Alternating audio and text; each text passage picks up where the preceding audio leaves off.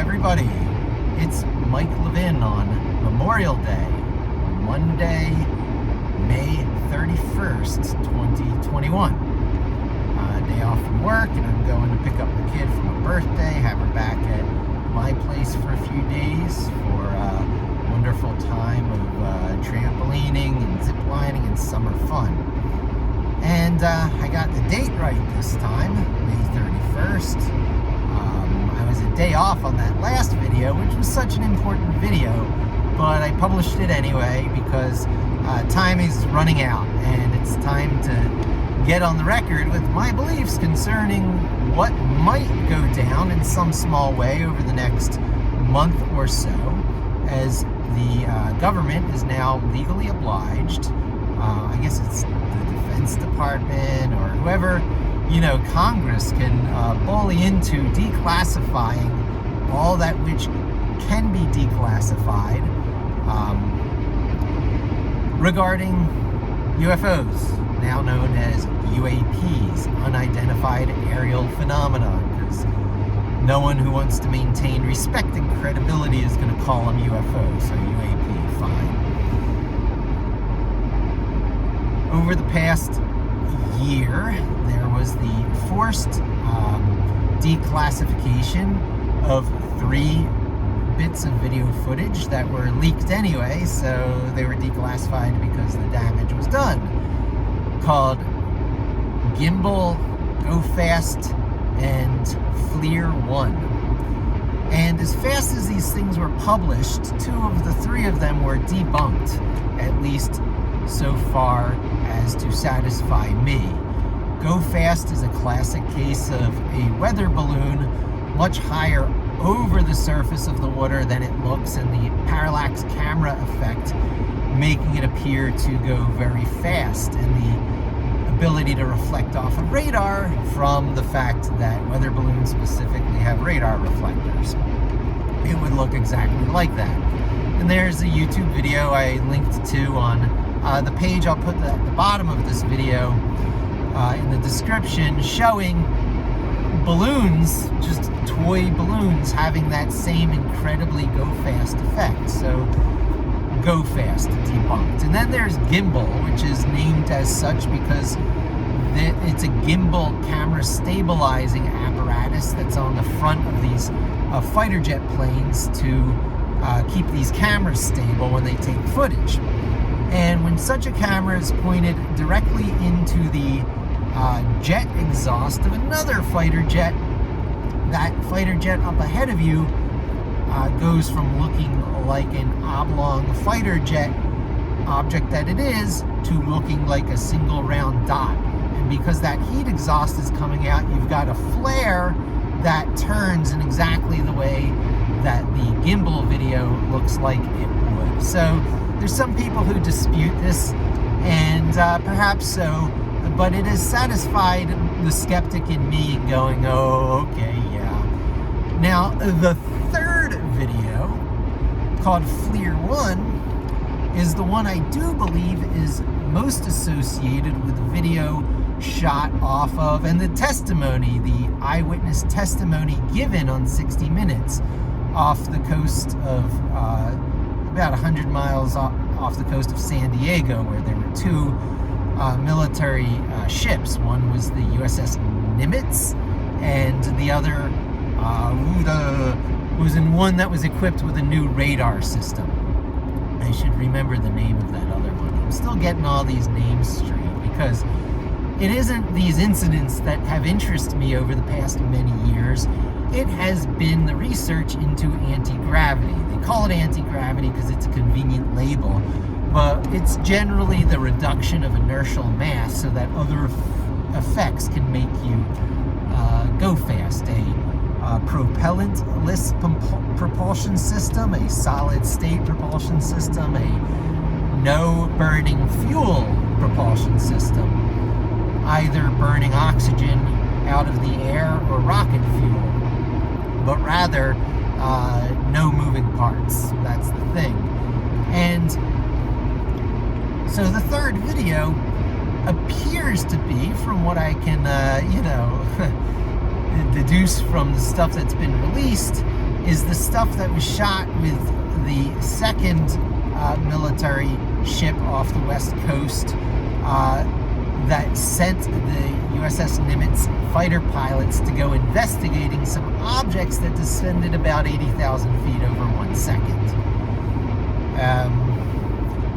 So, 2 individuals were interviewed on 60 Minutes. There is a third as well, but it's the 2 that were the fighter jet pilots that flew in to investigate this anomalous aerial phenomenon that are of interest, because after they flew in and spiraled down and did their eyewitnessing, close over the surface of the ocean, where these things, appeared to be aware of their presence, made these funny right angle pivot maneuvers, went up to mirror their movement, and then flew off. After they flew off, seconds after they flew off, the original ship that spotted them with its new radar reacquired them on radar. So it's mostly eyewitness accounts that give the FLIR 1 video footage the most credibility, and it's the only one of the 3 that was not instantaneously debunked using algebra and stuff. So trigonometry showing the angles of stuff, what the numbers meant on the readouts, that the go-fast object was actually 13,000 feet above the water and not hovering right above it as it seemed, and that's what makes the water looks like it's going so fast under this object. So anyway, I want to resist rambling. I want to resist another hour-and-a-half video. This is really just to hit it home that in the late 1950s, it was put together that within the laws of Newtonian motion and conservation of linear momentum and all that, that anti-gravity should be possible. That there are things that can produce an inertial reducing effect, which, while looking like it's violating Newton's third law of motion, things in motion stay in motion, barring any, wind resistance or friction or other forces, it's not really violating it because, fields, which we know, fields can produce physical force. The problem is that these fields that produce physical torque, force, their torque can not press off anything that does anything other than keep, linear and angular momentum at an equilibrium. Nothing spent, nothing gained, no anti-gravity effect. And many a, anti-gravity and perpetual motion device has been debunked on these grounds. Enter the Casimir effect and resonant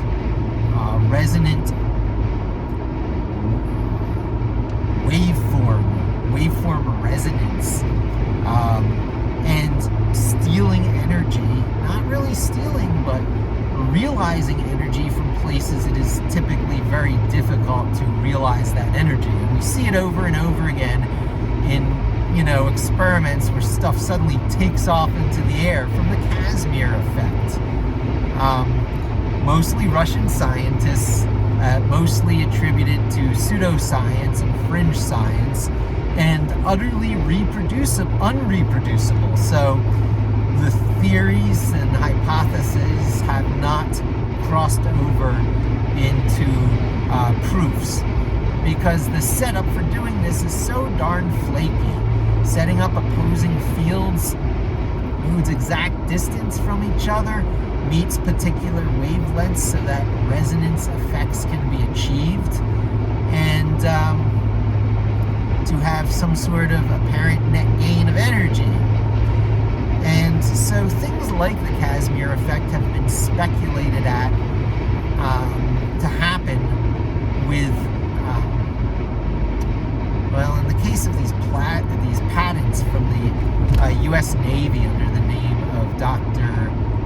Salvatore Pias, P-I-A-S, say that if you have a chamber with 2 walls, an inner wall and an outer wall, the inner wall of the chamber being by an actual center that is suspended in the middle, and the outside container provides the outer chamber. The outer chamber is conductive to electricity, and the inner chamber is isolated and presumably also contains the power source.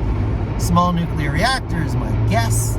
So whether the technology is ours or a foreign powers, it's not going to be talked about because no one's going to want tiny nuclear reactors flying around in the air. It just is too dangerous. But it's hard to conceive of many other power sources, even with the advances of batteries, that can produce the amount of power to get the engine to power output ratio required to create plasma, because just shooting electricity into a gas creates plasma. There's nothing mysterious about plasma. It's your fluorescent lights, it's those psychedelic balls that you touch, plasma balls and Spencer's Gifts, that's plasma. And some sort of gas, usually a noble gas, so that it doesn't react, it's put in a vacuum, so it won't react anyway, but nonetheless, you don't want it chemically active, so your gas goes from being able to create plasma to being bound with some, contaminants and become inactive for its purposes. You got a noble gas like helium or xenon inside a vacuum tube, and this vacuum tube has this conductive outer wall and this insulated inner wall, and you shoot a massive charge from the inner part directionally to the outer part, creates plasma. But the premise of this pattern is it creates a standing waveform. It creates the same kind of resonating effect that soldiers marching over a bridge are warned to march out of step for, so that they don't collapse the bridge from a resonant frequency. This stuff really exists. It's the same resonance that allows singers to shatter glass with just their voices. Resonance is a nutty, crazy thing that under various conditions appears to be stealing energy from out of nowhere, just the way such propulsion systems would be appearing to do so through an amplification effect, rounding up the energies that would normally dissipate and go elsewhere over time, and compounding themselves on each other through additive waveform forces. I'm not a particle physicist, I am not even a scientist, but I know a little bit about observation. And to explore what the effect of resonance can do in all sorts of different conditions, it is not beyond the realm of possibility for it to create an inertial dampening, i.e. anti-gravity effect. So how is inertial dampening anti-gravity? Simply because it overcomes Newton's third law, apparently overcomes Newton's third law of motion regarding every force has an equal opposite force, which is why propellant must be used up in rocket fuel. It burns, stuff is sent out one end, you go the other direction. Newton's law of motion. So the idea is to be able to do this without anything really going out that end, except for pure torque energy that you can push off of to go in the other direction. That's anti-gravity. It's not anti-gravity as such, because the nature of gravity, it's a wacky thing. We talk about the four fundamental forces in nature: the strong force, the weak force, the electromagnetic force, and gravity. And gravity is which one of these is not like the other, because it resists unification with the other three forces, because it is so unlike it to the point where some scientists say it is not actually even a force at all, but is rather an extremely derivative effect, statistic derivative effect of time-space curvature that appears to us as a force, but it's not. In fact, it's more related to the time dilation effect, where time passes slightly faster at the top of your head than at the bottom of your head or at the bottom of your feet. It's true. Time dilation. Time goes faster.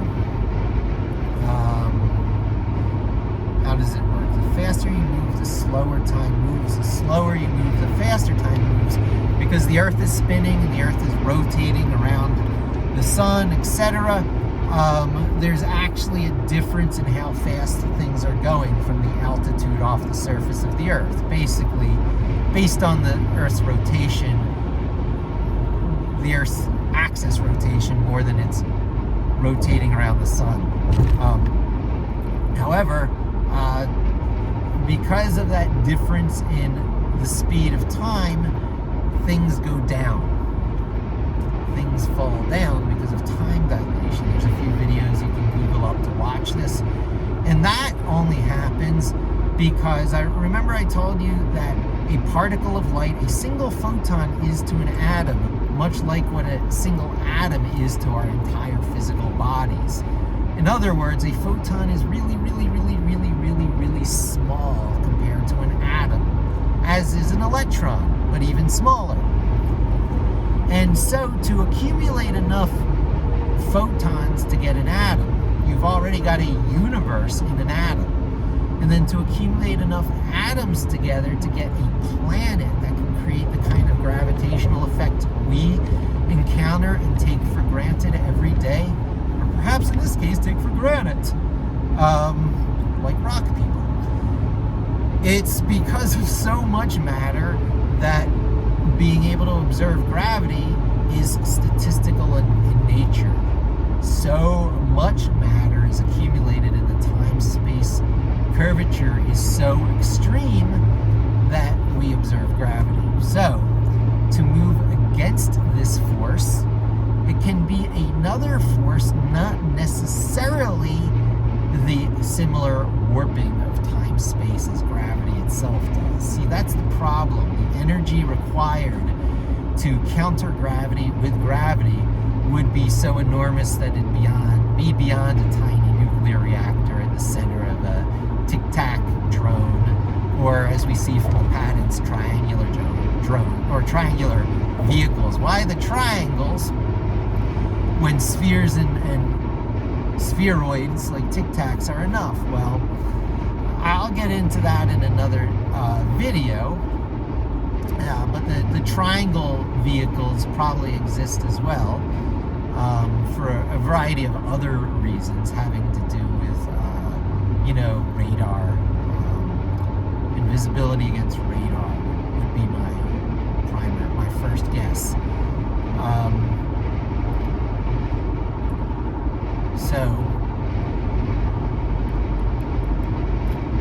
electromagnetic forces, strong force, weak force. There's only 3 remaining that we know can be manipulated with less radical means than manipulating gravity.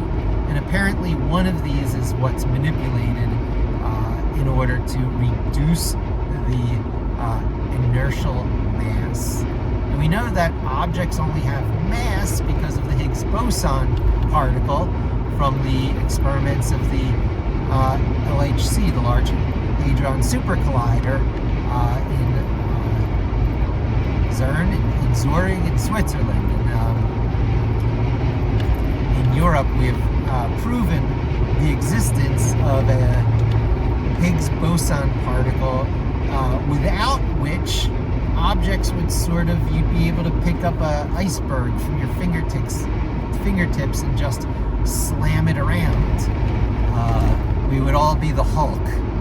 And Higgs boson fills up and consumes and creates a sort of molasses that permeates and gives mass to objects. We know this. It's been proven. Another thing that has been moved from the realm of speculation to experimentally proven. Now, nothing in science is really ever fully proven, okay? It's a lot more like law. It's a preponderance of evidence based on what we believe to be the closest thing to objective observation as possible. Combined with reproducibility, we say we have proved a hypothesis, turning it from theory into science. Certain things can't undergo that process, they remain theory. Things like belief in God, you can't prove a negative, you can't prove that Bigfoot doesn't exist. So a lot of things remain theory because a hypothesis can be tested and proven. So we're in the early stages of proving that some sort of boson particle gives mass to matter, and without it, things would all be anti-gravity and behave exactly like these things that seem to defy gravity all the time. So one of these, inertial mass reducers might just be reducing the amount of Higgs boson particles in an object. It could alternatively be stealing energy from something called zero-point energy. There's always, if you can picture, I talk about how we discovered the existence of atoms. It's been theorized on, since Greek times, that things are comprised of smaller things until you get down to the smallest bit called atoms. Now we know atoms aren't the smallest bit anymore, but still it was pretty darn small that we couldn't prove they existed until 1905, when Einstein said, if these things do exist, then they're bouncing around each other, hitting against each other, responsible for heat. Heat is the friction between excited states of atoms, and that's why water boils and changes between states of matter, and what we see is a less compact form of these atoms, going off as steam, all the rest of it. And his prediction was that on the surface of water, which is comprised of atoms, which are hitting against each other, you would observe things on top of it having a weird, unpredictable, in other words, Brownian motion to them. You hear of Brownian noise, something a little more soothing to the ear than white noise because it follows a path, random tree traversion.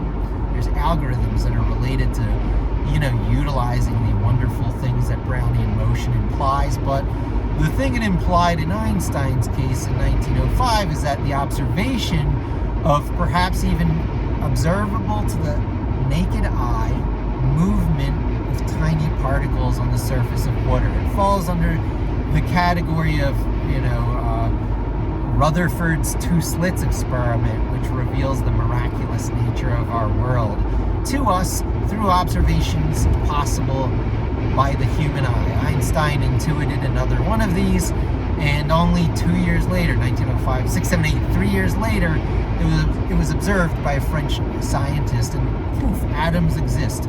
40 years later, we're dropping the atomic bomb on Hiroshima and Nagasaki, right?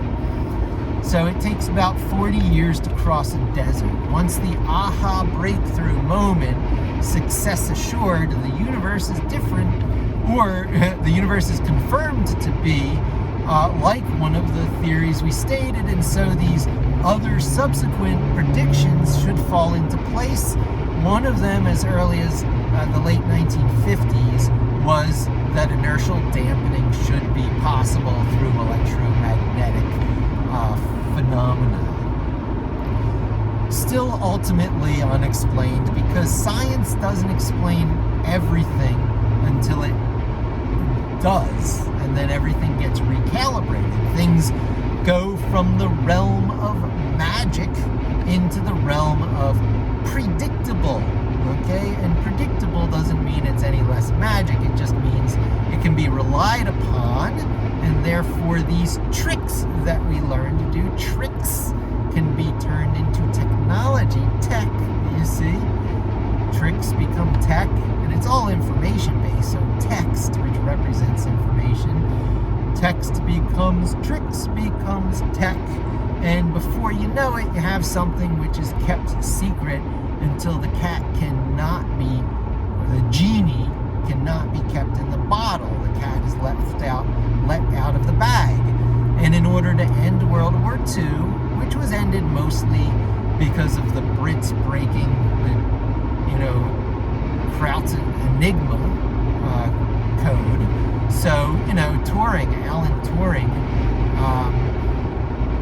won World War II by his code-breaking machine, and computers before declassified computers like the ENIAC were ever known to exist. So the Brits had computers as a result of a public lottery system to put people work to Alan Turing so that World War II could be won, and then it was kept incredibly secret because they never had to declassify it. However, it's hard to not declassify dropping an atomic bomb.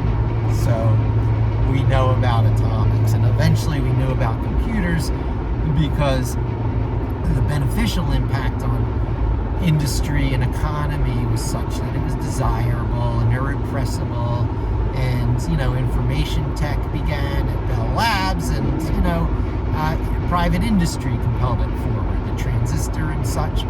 So that's not always the case. If private industry is not compelling it forward, the genie remains in the bottle. So this 1957 speculation on, inertial dampening systems has been worked on probably more or less continuously. Let's say that's 1960. By 1990, the aha moments like that occurred, with the Wright brothers before the Kitty Hawk test trials of airplanes, they were using wind tunnels and engines, knowing that if a certain amount of lift is produced with a glider in a wind tunnel, then known engines that could produce that same amount of upward lift with these new wing shapes they were experimenting with would work, success assured. So they went from theoretical in 1957 to success assured somewhere from 85 to 95. And then the success assured inside, in the equivalent, the analogy to those, wind tunnel experiments of the Wright brothers before Kitty Hawk were occurring, and it's been kept indoors up until probably, the Nimitz incidents of 2004, 2014, 2015, it became more frequent. So from that time period between first spotting in 2004 to everyday spotting in 2014 was the perfection of the scaled up technology. So someone has anti-gravity, and it'll sound maybe a little less wacky if you go and read the patents to understand that the Navy is in a very defensive position to keep these intellectual property facts, from being owned by foreign powers, or else we have to pay every time we build something based on this tech. The paranoia, not public paranoia, mind you, but we've got to use the atomic bomb, and so the cat's out of the bag regarding, atomic energy that happened with, with World War II is happening now with anti-gravity, because the people who invented it cannot resist using it for spying, for reconnaissance. And now that it's being used so regularly and technology is improving so fast and radar systems are being upgraded and the fighter pilots have their own cell phones they can whip out, it's irrepressible. And I talk about in this page I put out, tictacufosightings.com, how now that it's irrepressible, the priority of the government is to flatten the curve, just like flattening the curve with the coronavirus and the pandemic, so that things are not as dramatic as they need to be, by having a fewer amount of people in the available hospital beds, using available respirators over a longer period of time. Fewer people in the hospital over a longer period. In 2 miles, take the interchange on the right. Okay, I'm sorry about this. I was trying to avoid the GPS voiceover, but I'm going to a new destination, so it's got to occur again. And I'll try and wrap it up pretty quickly here because the point is made. It is a lot less extraordinary to think that inertial dampening based anti-gravity appearing propulsion systems exist than you might think at first. It is not so out of this earth to believe that they exist.